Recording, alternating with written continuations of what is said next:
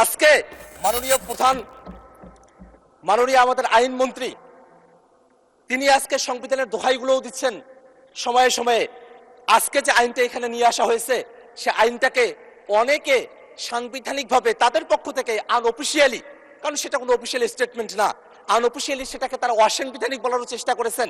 কিন্তু মাননীয় স্পিকার, আপনি যদি সংবিধানের 95 আর্টিকেলের দিকে তাকান, সেখানে 95 আর্টিকেলের 2C-তে বলা হয়েছে বিচারপতি নিয়োগের জন্য সরকার চাইলে আইন করতে পারবে as such qualifications as may be prescribed by law। অর্থাৎ আমাদের বিচারপতি নিয়োগের জন্য মাত্র 3টা শর্ত দেওয়া আছে। বাংলাদেশের নাগরিক হতে হবে, হাইকোর্টে 10 বছরের প্র্যাকটিসের অভিজ্ঞতা থাকতে হবে, বিচার বিভাগে 10 বছরের অভিজ্ঞতা থাকতে হবে। এই যে শর্তগুলো দেওয়া আছে, এর বাইরে সরকার চাইলে পরে আরো ভালো আইন তারা তৈরি করতে পারে। এটা 72-এর যে সংবিধানের 95-এর যে আর্টিকেলটি আছে সেখানে এটা বলা আছে। এই যে অংশটুকু এখানে বলা আছে মাননীয় স্পিকার, এই যে এতগুলো বছর পেরিয়ে গেছে, এতদিন পর্যন্ত বিচারপতি কিভাবে নিয়োগ হবে তার জন্য কোনো আইন তৈরি করা হয় নাই মাননীয় স্পিকার। এতদিন পর্যন্ত সেটাকে ফেলে রাখা হয়েছিল, সেটাকে রাখা হয়েছিল ওই এক্সক্লুসিভলি প্রধানমন্ত্রী যিনি আছেন তার কথা মতো বিচারপতি নিয়োগ করার বিধানের দিকে ছিল মাননীয় স্পিকার। সেইটাতেই অন্তর্বর্তীকালীন সরকার একটা পরিবর্তন নিয়ে এসে তারা বিচারপতি নিয়োগের জন্য আলাদা একটা অধ্যাদেশ তারা করেছেন। সেই অধ্যাদেশের মধ্যে কোনো অসাংবিধানিকতা নাই মাননীয় স্পিকার। এবং এই জায়গায় প্রসঙ্গত একটা বিষয় বলে রাখা প্রয়োজন মাননীয় স্পিকার, এই অধ্যাদেশটা যখন পাশ করা হলো সেই সময়টাতে আমি জানি না বলা শোভন হবে কিনা, আমাদের বর্তমান এই হাউজের মাননীয় ডেপুটি স্পিকার জনাব কায়সার কামাল তিনি একটা রিটের শুনানিতে উপস্থিত হয়েছিলেন। যে রিটটা আমাদের বিএনপির বন্ধুরা তখন করেছিলেন, সেই রিটটা ছিল এই যে সুপ্রিম কোর্টে বিচারক নিয়োগের যে অধ্যাদেশ, সেই অধ্যাদেশটাকে অসাংবিধানিক ঘোষণা করার জন্য, বাতিল করার জন্য একটা রিট।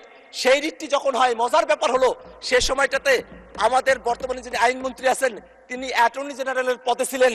এখানেই দেখার বিষয়টা মাননীয় স্পিকার, আমাদের আজকের যিনি ডেপুটি স্পিকার আছেন তিনি এটা বাতিল করার জন্য বলছেন, আর আজকে যিনি আইনমন্ত্রী তার দপ্তর, অ্যাটর্নি জেনারেলের দপ্তর তখন এই আইনের পক্ষে দাঁড়িয়েছিল।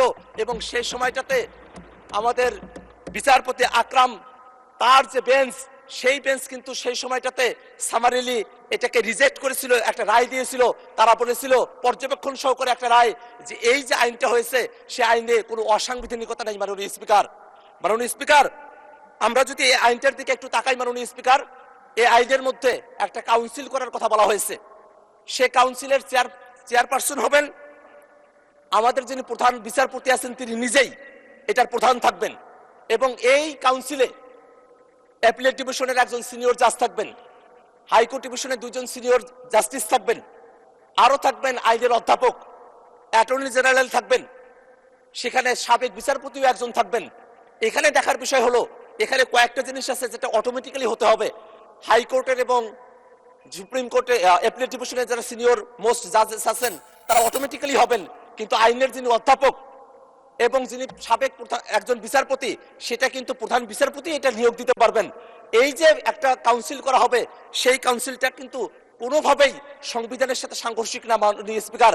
কারণ এই আইনের 3 ধারার মধ্যে স্পষ্ট করে বলা আছে মাননীয় স্পিকার যে এই যে কাউন্সিলটা গঠন করা হচ্ছে সেটা প্রধান বিচারপতিকে রাষ্ট্রপতিকে পরামর্শ প্রদান করার জন্য যে ক্ষমতা দেওয়া হয়েছে সেই ক্ষমতাকে সহযোগিতা করার জন্য এই কাউন্সিলটা গঠন করা হয়েছে মাননীয় স্পিকার। এবং এই কাউন্সিলে কিছু শর্তের কথা বলা হয়েছে, কিছু যোগ্যতার কথা বলা হয়েছে, যে যোগ্যতাগুলো অতীতে কখনোই এটাকে পরিপালন করা হয় নাই। সে কারণে ওই রকম শপথবদ্ধ রাজনীতিবিদের মতো, ওই রকম মানিক চোরার মতো বিচারপতি তৈরি হয়েছিল মাননীয় স্পিকার। কারণ এই আইনের মধ্যে সুন্দর করে বলা আছে অন্তত 45 বছর বয়স হতে হবে, একটা বয়সের ভারিক্কি থাকাটা প্রয়োজন আছে। আরো বলা আছে শিক্ষাগত যোগ্যতার কথা, চারিত্রিক গুণাবলীর কথা, তার প্রকাশনা আছে কিনা, এরকম অসংখ্য এখানে ক্রাইটেরিয়া দেওয়া আছে, যেটা অত্যন্ত একটা ভালো আইন। সে ভালো আইনটাকে কেন আজকে এখানে এসে বাতিল করার কথা বলা হচ্ছে মাননীয় স্পিকার, সেটা আমাদের বুঝে আসে না মাননীয় স্পিকার।